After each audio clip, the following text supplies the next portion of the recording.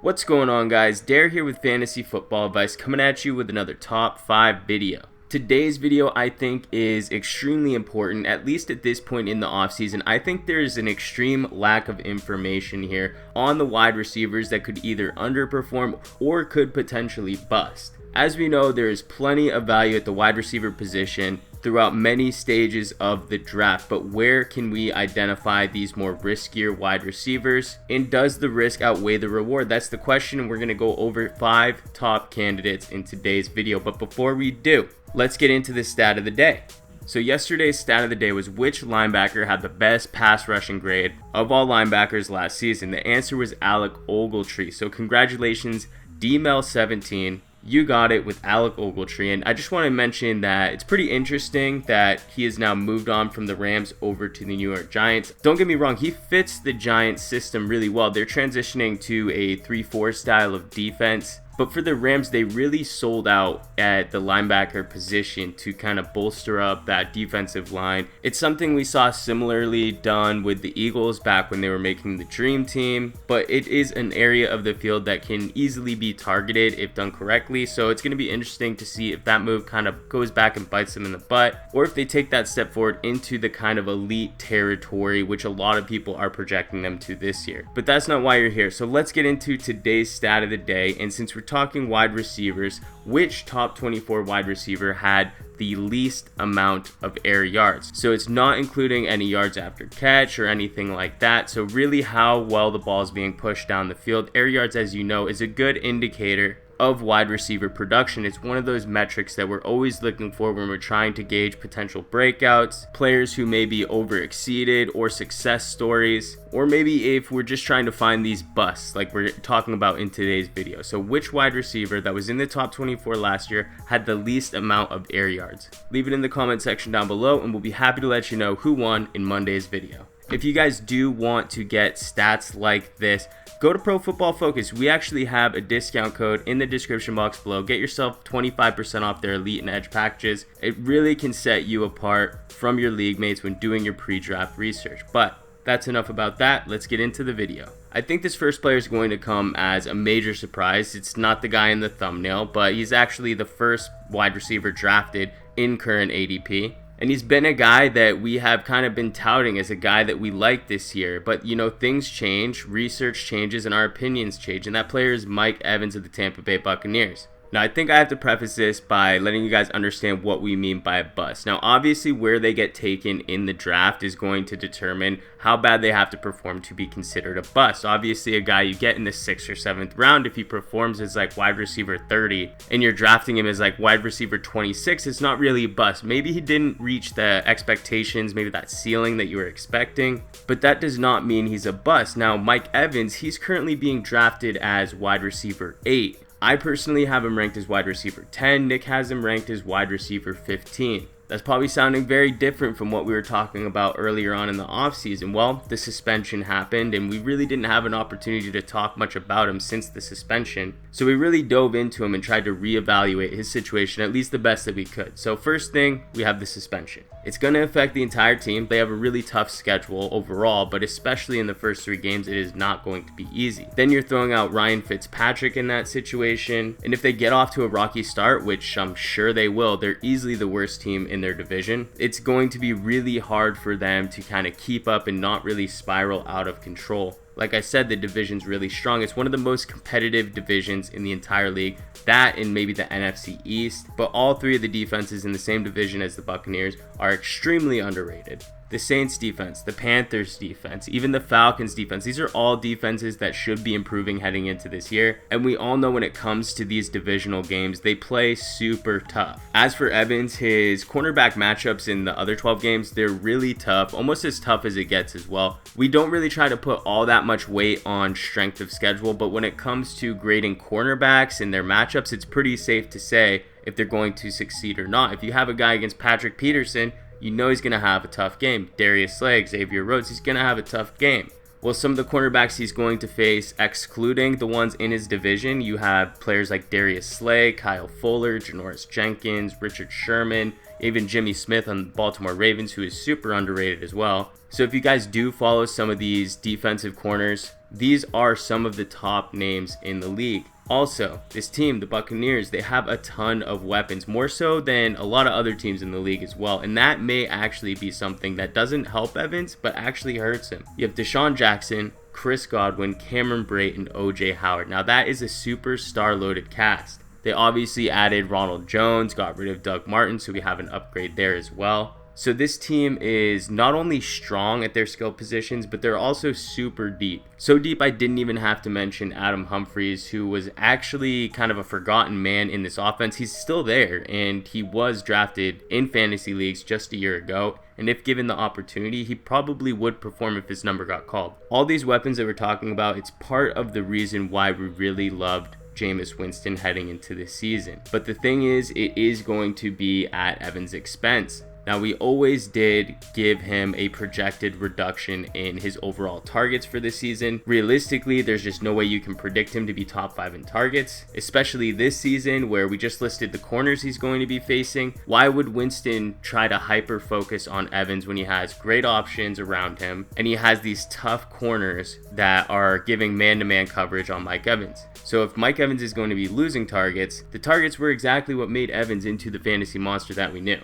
Last season, 14 receivers had over 120 yards, Mike Evans being one of those receivers. Out of those 14 receivers, Evans posted the second worst catch rate with a 52.2%, so 13th out of 14 players. In his previous years, since entering the league, those catch percentages, he ranked 17th of 21, 24th of 24, and 21st of 25. So he's always been on the low end when it comes to catch rate on targets. For reference, Doug Baldwin literally has 4 more catches than Evans over the past 4 years with 137 less targets. Evans is a guy that really needs his targets, and he's never really graded highly efficient. For instance, last season he had 5 drops to go with 5 interceptions when being targeted. That's literally 8% of the targets that were either dropped or turned into an interception. Then the year before that, he had 12 drops to 8 interceptions. Of course, he isn't all to blame for these interceptions, but it's really no secret that he never really grades well when it comes to wide receiver rating. His highest graded season in wide receiver rating was his rookie season. He ranked 17th. Other than that, he's never cracked the top 30. That's crazy for a guy who seems to habitually be in like the first, second, maybe third at worst round consideration. He doesn't make moves to break away from coverage. He's not blowing by guys with his speed. What Evans does is he basically uses his size and strength to outmuscle the ball from defenders. How many times have we seen him high point the ball and just literally hold it up over the defender's head? It works. It's a good method for him and it will continue to work. But in order to do that, he has to get fed targets, and they have to be quality targets. That's not something that we're really highly projecting this season. Now, when the offseason started, we really did like Evans' value.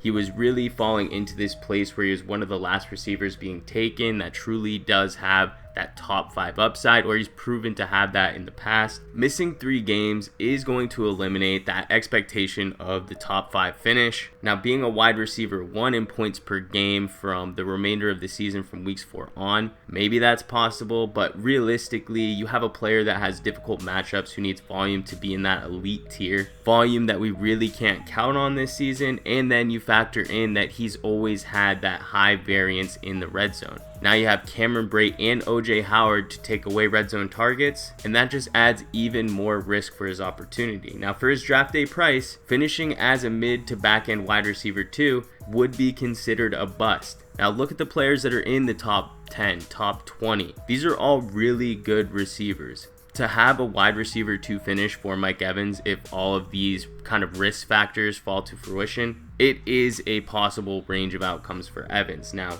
if you want us to give you a hard stance on this one, Nick and I have slightly different opinions when it comes to Mike Evans' draft capital. I currently have him ranked as wide receiver 10. Nick has him ranked as wide receiver 15. Having him ranked as wide receiver 15, you basically aren't going to land him because someone is obviously going to draft Mike Evans well before then.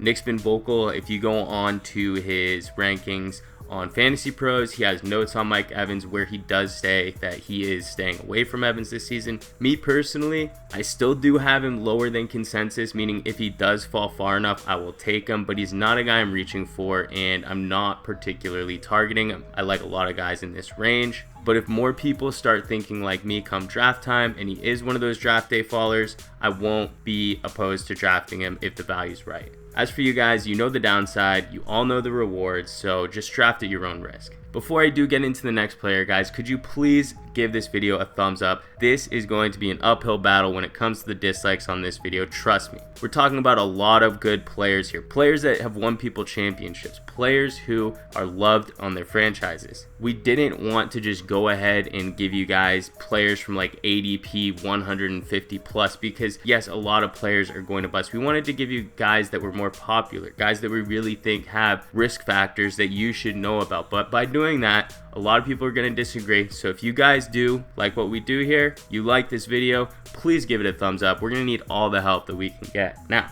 the next player, Jarvis Landry. If you've been following the channel throughout this offseason, you may actually think that he was probably going to fall on another video of ours, one we did last year called Players Not Getting Respect. Basically, that video was players that have been proven performers basically year over year, but remain a value, players like Larry Fitzgerald. Well, Jarvis Landry, by his ADP, probably falls in that category for a lot of people. Well, for this year, he just doesn't make that list for us. In fact, we believe that he does have risk factors involved that make him a possible bust for this year. Now, it's a combination of three things: opportunity, offense, and quarterback play. So let's start with the opportunity. So 2 of the past 3 years, Jarvis Landry has had 155 or more targets. For reference, Odell Beckham Jr. has had more targets than that just once in his entire career. Well, that was in Miami. It was kind of the perfect spot for him. He was always the main option, which is weird for a guy with his skill set and ability. The other receivers on that team have never been anything more than role players. And as much as we bash on the quarterbacks that they've had, that being Ryan Tannehill and Jay Cutler, the skill set that they had really did play to Jarvis Landry's strengths. That being Ryan Tannehill's ability to throw short passes and inability to go through his progressions, and Jay Cutler's ability to just basically hone in on one receiver and force feed him targets.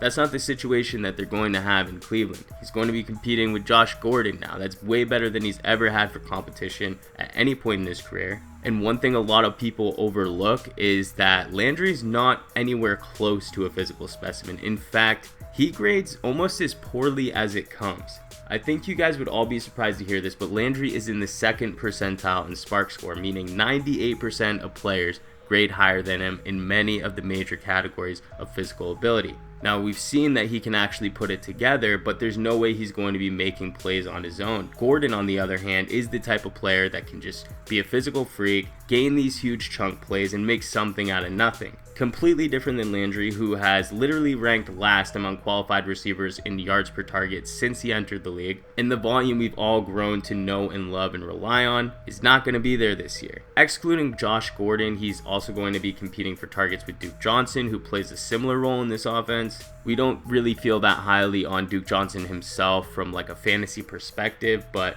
the types of skill sets that he has align really well with what Landry is able to provide with the team, so they can really eat into each other's production, which means both are going to be ranked lower for us. Now, don't get me wrong, Landry is a great receiver, and this move is definitely good for the team. It's one of those moves that's a better real-life football decision, not so much one that works out well for fantasy. It basically gives the team an outlet on third down situations, which is an area that they have consistently struggled in year over year over year. So he really is going to help the team. But the upside that we saw last season, where he led the league in red zone targets, we're gonna see regression. We do project this offense to be improved. You have 2 receivers in the top 24. But how much weight can you really put on this Cleveland Browns offense? Yes, on paper it looks great, but we're talking about a team that has 1 win in the last 32 games. This coaching staff has shown us absolutely nothing to say that we can trust them or that they'll use their weapons to their true abilities.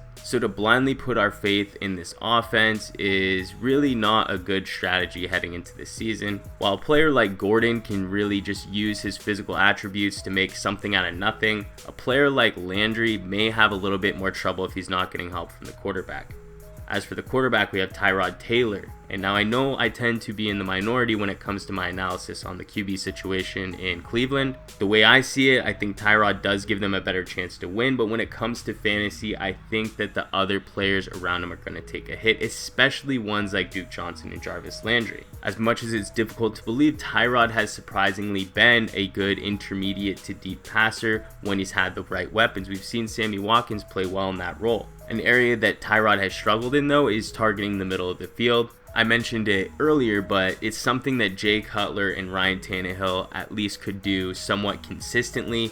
Taylor, for reference, had an 84 rating when targeting the middle of the field, while Cutler and Tannehill had a rating of 92 and 103 alike. Now, this could be a situation where Taylor just simply wasn't given the weapons like a Landry or a Duke Johnson, so we don't know if he has that type of ability in him. But at the same time, we can't really bank on something we've never seen before. So long story short, I do think that Taylor matches up well. His skill set matches up well more with a Josh Gordon. Mayfield, on the other hand, I think is really going to benefit Jarvis Landry or Duke Johnson. One thing that he graded through the roof on was his high completion throws, basically anything from a clean pocket, short dump offs, screen passes, things like that. He was really next level when it came to those passes. High completion throws have historically been something that easily translates to the NFL level. We saw an example of that when Dak Prescott entered the league. He came in and really performed right away, and he did that through the short passing game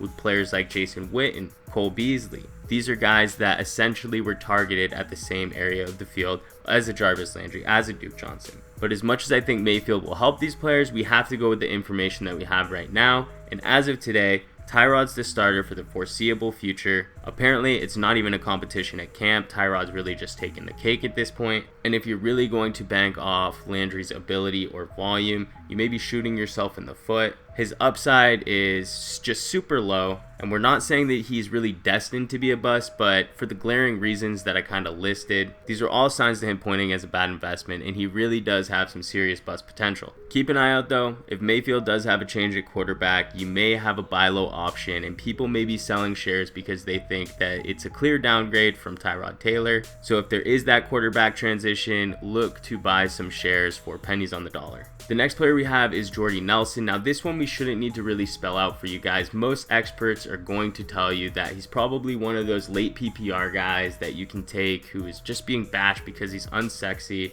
he's old, he's suffering from recency bias, but to us, he really just seems like a completely wasted pick. For those of you in standard leagues, you can't even think of touching him. He's going 2 rounds earlier than he is in PPR, which makes no sense. He's even going ahead of Corey Davis. I don't know why. Do they really think he's going to be some superior red zone weapon because his red zone efficiency with Rodgers was good? Nelson failed all eye tests last season, and he's definitely at that age where players are just starting to completely fall off. And remember, he's coming from a serious torn ACL injury. So it's not like he just fell off out of nowhere and the age finally caught up to him. The Packers were smart enough to recognize this and look to move on, and the Raiders just so happened to pick him up. If Martavis Bryant does get suspended, this will possibly change our views on him. Now, if the whole consensus of the fantasy community just instantly rises on him, then he's really not worth a pick. But if his value stays relatively the same, the targets have to go somewhere, so there will potentially be some value. I wouldn't like to put my eggs in the basket of Jordy Nelson. With all these 3 weapons there, that's Martavis, Bryant, Amari Cooper, and Jordy. But at the same time, if Martavis Bryant's gone, the targets have to go somewhere, and Nelson's target share would in fact increase. As for our expectations for 2018, it's a pretty simple formula. You have a player who's now 33 years old. Not only that though, you go from a future Hall of Fame quarterback in Aaron Rodgers to a borderline top 15 quarterback, maybe, in Derek Carr. And he also goes in the first time from his career into playing in a role. He's always been the main target in his offense. In 2018, there is zero chance of that happening. He may not even be second in targets. He may not even be third in targets. Bryant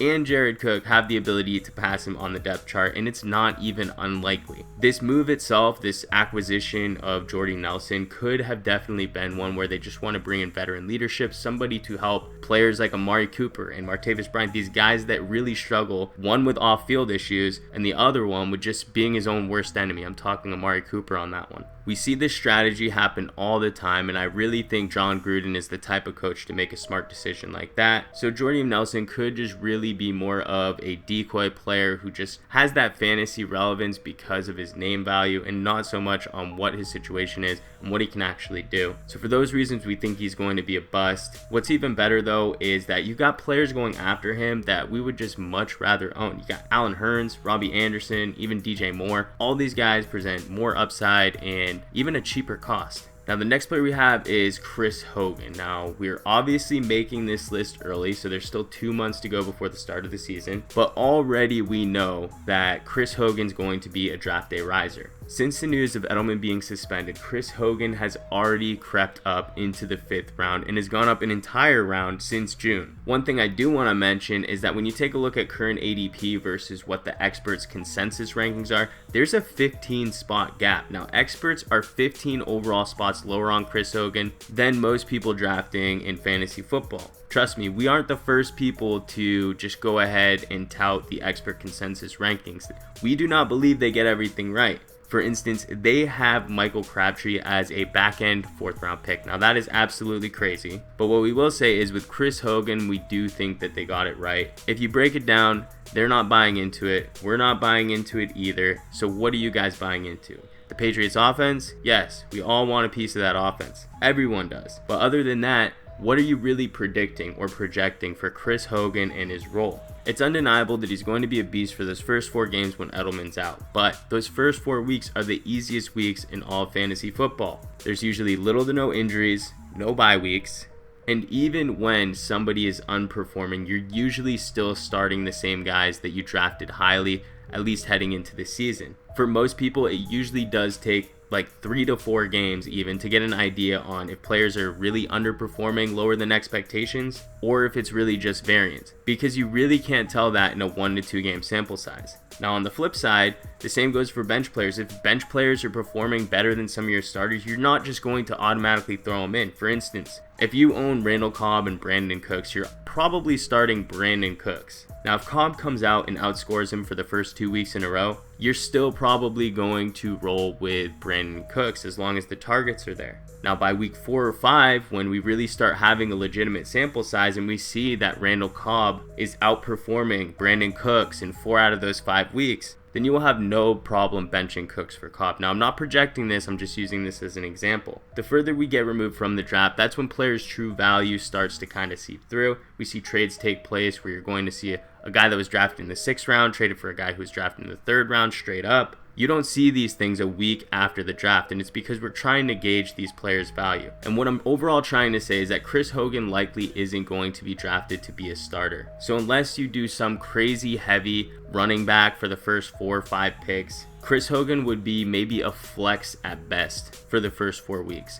And after that, you have a lot of question marks. His draft price is already climbing, and as much as people like to tout the fact that Brandon Cooks is gone and that's going to open up more opportunities in the deep passing game, there are more weapons on this team than there was just a year ago, at least in the receiving game. Brady is up there in age, and Edelman is likely going to be the target share leader as soon as he returns in week 5. Between Edelman and Gronk, they're going to be doing most of the heavy lifting for this offense. We saw how desperate the Patriots were in finding and filling that slot role last year. They put Rex Burkhead in there, and then this year they even signed Jordan Matthews as insurance for Julian Edelman. So Hogan is more of a role player than anything. You're not relying on heavy targets or yardage. Remember, he had 2 games over 6 targets and no games over 78 receiving yards during the regular season last year, so you're basically banking on touchdowns. As much as we love this offense, we really hate banking on touchdowns. And Chris Hogan is Chris Hogan. He's not a young guy. He's not an elite talent. As much as Brady can help uplift him and we want a piece of this offense, you're already paying up for Hogan as it is. And the higher he climbs, the less of a value you're getting at him, and the more you're setting yourself up to be disappointed. Now, he's already creeping into that back-end wide receiver 2 territory.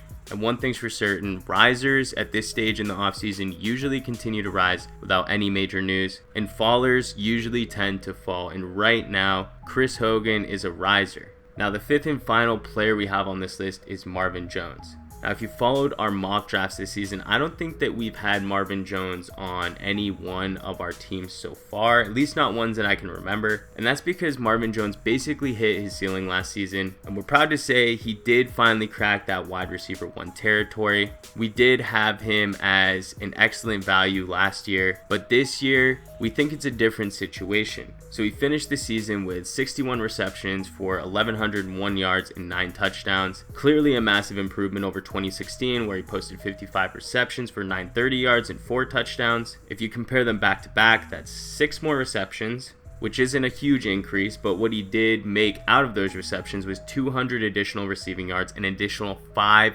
touchdowns. That is massive. Now, would it surprise you if I told you he accomplished all that with only 5 more targets? Yes, 5 more targets. Not only that, but his catch rate, the percentage of targets he converted into catches, was virtually identical. He just produced at an extremely higher level than he did just a year before. And these are the types of things that we look for when heading into the next season. When we're comparing 2016 and 2017, we really see similarities, not only in total targets and total opportunities, but we even see it in red zone targets. He had 15 targets in the red zone in both seasons. In 2017, he converted those 15 targets into 5 receptions for 4 touchdowns, compared to 2016, where he converted those 15 targets into 6 receptions for 2 touchdowns. So overall, we see the efficiency numbers just basically skyrocketed without any increase in targets and any more of those more valuable targets, such as those red zone targets. Not only that, but when we're looking for players that could have a potential outlier, we try to see if other players in the league did something similar. And what we found was no single receiver in the league had less targets and produced more touchdowns. There was one receiver, however, that had less targets and produced more yardage. That player is Tyreek Hill, who had just 3 less targets and 82 more yards. So you're comparing Marvin Jones' level of efficiency to Tyreek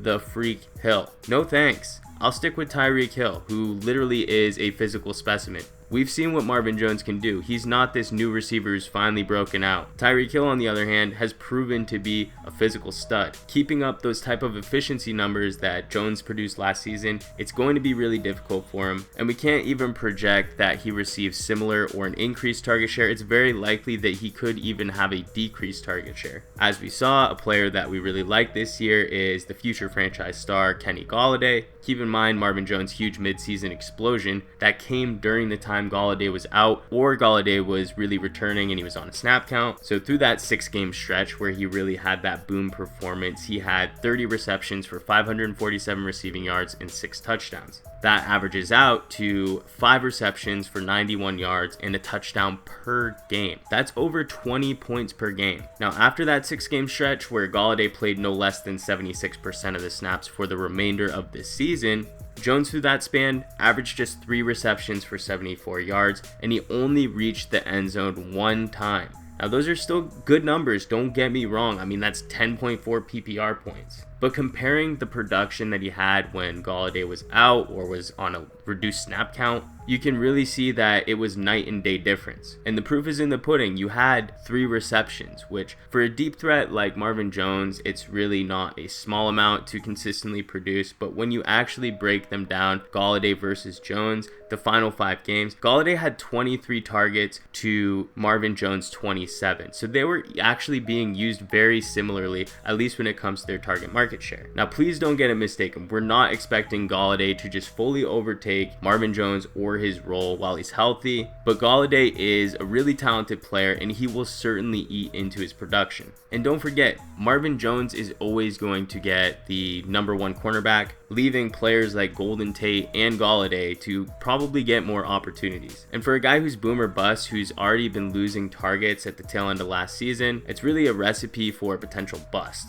Just to show you how boom or bust Marvin Jones has the ability to be, there were 7 games last season where he posted under 55 receiving yards. So that's a really low amount. Now, although he had 9 touchdowns on the season, those all came in 7 games, which means 9 games he remained scoreless. So you have 7 games where he posted 55 receiving yards or less, and 9 games where he remained scoreless. Player like that, you're kind of playing with fire, and the red zone usage we saw last season could also favor that of Golladay over Jones. Now, Jones is 6'2", 198 pounds, where Golladay is 6'4", 213. Now, who do you think physically makes the better red zone receiver? Then you factor in Jones hovers around a 33% catch rate in the red zone, which is definitely on the poor end. And although it's a small sample size from Golladay, he really maximized his red zone opportunity with a very respectable 80% catch rate. So just to summarize everything, we saw Jones bounce back from a 2016 season where he was basically a boomer bust wide receiver 3. He turned that immediately into a back end wide receiver 1, but when we really dive into it, some things don't add up, and his situation actually appears to be worse than it was just a year ago. Towards the tail end of the season, we saw his target share shift, which had a significant impact on his overall production, and we could see him losing even more opportunities as we head into 2018. So for all those reasons, we really could see Jones busting this year, and based on the amount of great receiving options being drafted around him in those middle rounds, the risk for Jones may not outweigh the reward for us. Alright guys, that's going to do it for this week's video. If you guys want more lists like this, consider getting our draft package. You can find it on thefantasyfootballadvice.com. Link as always in the description box below.